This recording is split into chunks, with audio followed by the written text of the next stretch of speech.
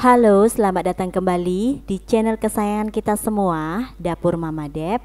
Di video kali ini saya akan membuat apem kukus mekar ekonomis yang tanpa santan dan tanpa ragi. Cuman diaduk-aduk saja, hasilnya bisa selembut kapas. Kue apem kukus mekar ini super praktis dan super mudah ya. Untuk tahu apa saja dan bagaimana proses pembuatannya, tonton terus videonya sampai habis.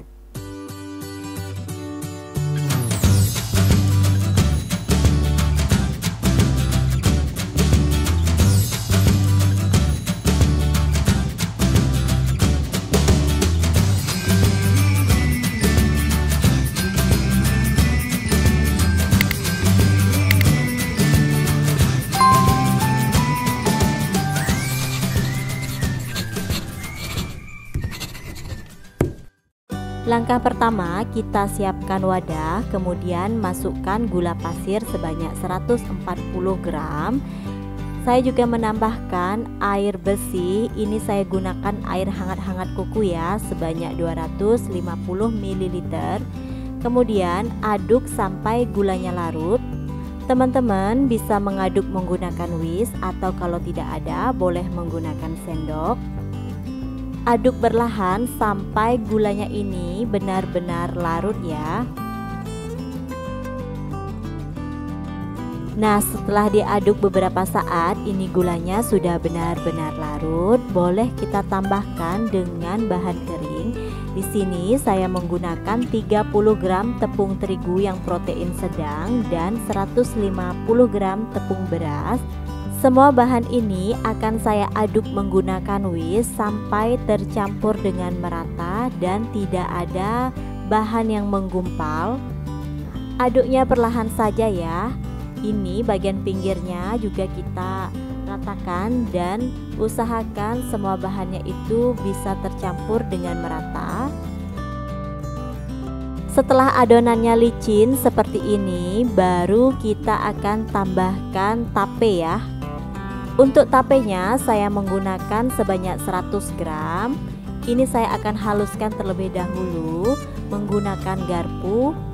Usahakan gunakan tape yang mateng ya, biar itu mudah dihaluskan dan rasanya itu enak. Nah, setelah halus saya akan tambahkan langsung ke dalam adonannya seperti ini. Kemudian ini akan saya aduk sampai tercampur dengan merata ya. Adonan dan tapenya usahakan benar-benar tercampur dengan merata. Setelah ditambahkan dengan tape, tekstur adonannya ini akan menjadi lebih kental dari sebelumnya.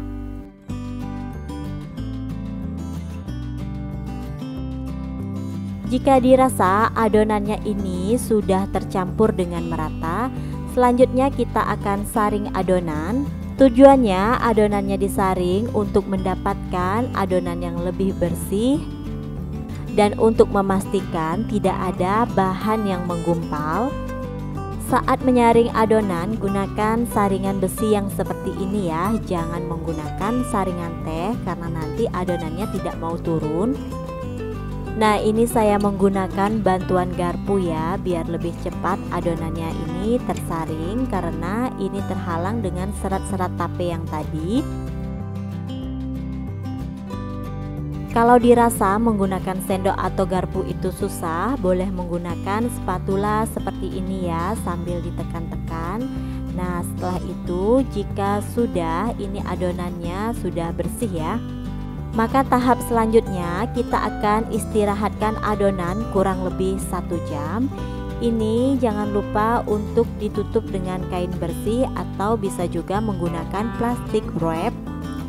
Dan setelah 1 jam ini adonannya sudah siap untuk kita kukus ya. Ini lap yang digunakan untuk menutup adonan bisa dibuka ya. Kemudian kita aduk sebentar saja, memastikan tidak ada bahan yang mengendap di bagian bawah. Sebelum dikukus, kita masukkan baking powder sebanyak 1 sendok teh. Ini untuk baking powdernya saya gunakan yang double acting. Kemudian untuk warnanya saya menggunakan pasta pandan atau teman-teman bisa sesuaikan dengan selera ya. Kemudian adonannya ini diaduk kembali sampai baking powder, pasta pandannya, dan adonan tercampur dengan merata. Jika dirasa warnanya ini kurang, boleh ditambahkan ya untuk pastanya. Nah, untuk mempermudah kita memasukkan ke dalam cetakan, saya pindahkan adonannya ke gelas seperti ini ya. Sebelum mengukus, jangan lupa panaskan kukusan terlebih dahulu. Jika kukusannya sudah panas, ini cetakannya saya panaskan juga sekitar 3 menit ya. Jika sudah, lanjutkan masukkan adonan ke dalam cetakan seperti ini. Jangan diisi terlalu penuh, cukup sisakan sedikit ya, karena nanti ini jajannya akan mengembang.